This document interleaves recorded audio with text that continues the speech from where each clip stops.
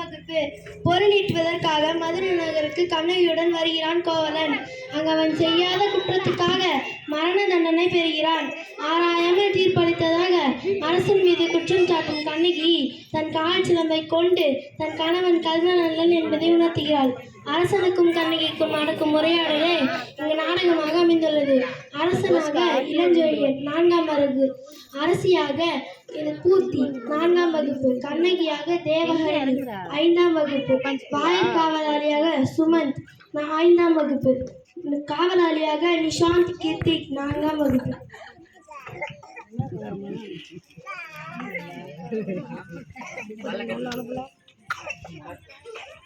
அரசு நம் அரண்மனை வாயில் முன் அழுத கண்களோடு தலைவிரி கோலத்துடன் ஒரு பெண் வந்து நிற்கிறாள். அப்படியா? அந்த பெண்ணுக்கு எந்த துயரமோ கேட்டாயா?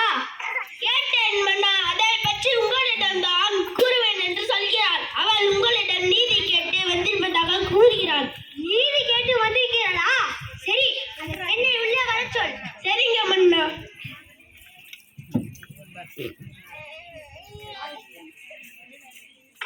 இளங்கோடி போன்ற பெண்ணே, அழுத கண்களுடன் நம்மை காண வந்ததுக்கு காரணம் என்ன? நீ யார்? உனக்கு என்ன வேண்டும்? ஆராய்ந்து நீதி வழங்கிய மன்னனே, என்னையா யாவென்று கேட்கிறாய்? சொல்கிறேன் கேள்.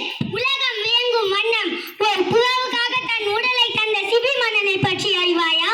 பால் போற்றும் பசுவை மக்கள் தெய்வமென வணங்க அதன் கண்டை தேல் கல்லிட்டு கொன்றானே மனுநீதி சோழன், அவனை பற்றி அறிவாயா? பெண்ணே நிறுத்து. நான் கேட்ட விலைகளுக்கு இன்னும் கூட நீ விலை கூறவில்லை. அதை விட்டுவிட்டு வேற எதையோ கூறிக்கொண்டிருக்கிறாய். இழப்பினால் வைக்காத மன்னனே, என் நிலை அறியாமல் தானே இப்படி பேசுகிறாய்? நான் இதுவரை கூறிய பெருமிக்க சோழ மன்னர்கள் வாழ்ந்த புகார் நகரமே எனது ஊர். அவ்வூரில் பழியில்லா மாசாத்தூர் நானாகி கோவலனின் மனைவி நான். ஓ, போது புரிகிறது. அந்த கோவலனின் மனைவியா நீ? அவளா நீ? போதும் மன்னா, என் கணவனை இதழ்வதற்கு உனக்கு என்ன தகுதி இருக்கிறது?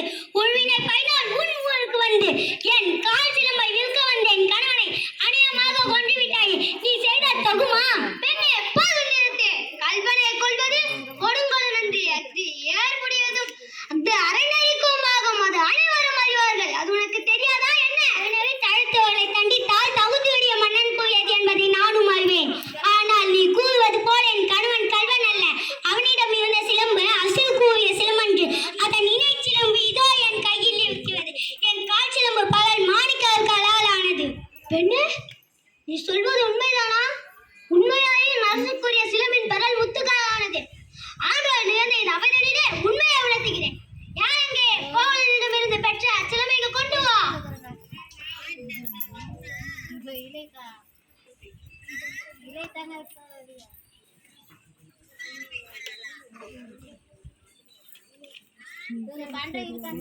பெண்ணே, இதோ உன் கணவனிடமிருந்து கைப்பற்றிய சிலம்பு. நீதி தாரம் என்று உன்னை உணர்த்திக் கொள்ளும் மன்னனே, ஒரு தவறும் செய்யாத என் கணவனை கொன்று உன் அவனை கீழ்த்து வந்து இதோ நான் மேய்ப்புகிறேன் கோபுகந்தேவின் சிலம்பு. மாணிக்கங்களா முத்துக்களா? பொற்கள் முத்துக்கள். ஆதாரம் இதோ. மற்ற சிலம்பு ராணி அவர்களே, உங்களோட சிலம்பை தாருங்கள்.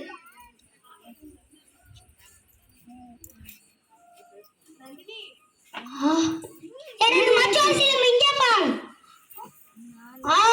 தவறு விட்டேனே. கேட்டு பெருமையை செய்தேனே. யானே அரசன், யானே கல்வன். என் குலத்தை எவரும் செய்யாத பழிகளுக்கு ஆளாகி விட்டேனே. இனிமேல் உயிரிழந்தால் தகுமா? எனக்கு வெண்கட்ட கூட எதற்கு? செங்கோல் எதற்கு? என் வாழ்நாள் இன்றோடு முடிகிறது. தாயே, என்னை மன்னித்து விடு. ஓ மன்னா, என்னை விட்டு சென்று விட்டீர்களா? நீதி தவறாத மன்னனே, தவறாக நீதி உரைத்ததால் என் சிறுகி உயிரை விட்டீரோ? ஓ மன்னா, நீங்கள் இல்லாத உலகில் நான் எப்படி வாழ்வேன்? நானும் உன்னுடனே வருகிறேன். ஏறியட்டும் என் நெஞ்சில் கொளுத்தி அறியும் இந்த நெருப்பு.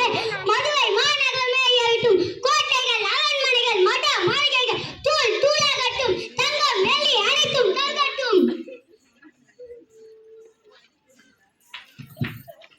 பாண்டிய மன்னர் தாம் தவறாக வழங்கிய தீர்ப்பால் உண்டான பழிச்சொல்லுக்கு அஞ்சி அரியணையில் இருந்து தரை மீது வீழ்ந்து இறந்து விடுகிறார். காட்சி முடிந்தது.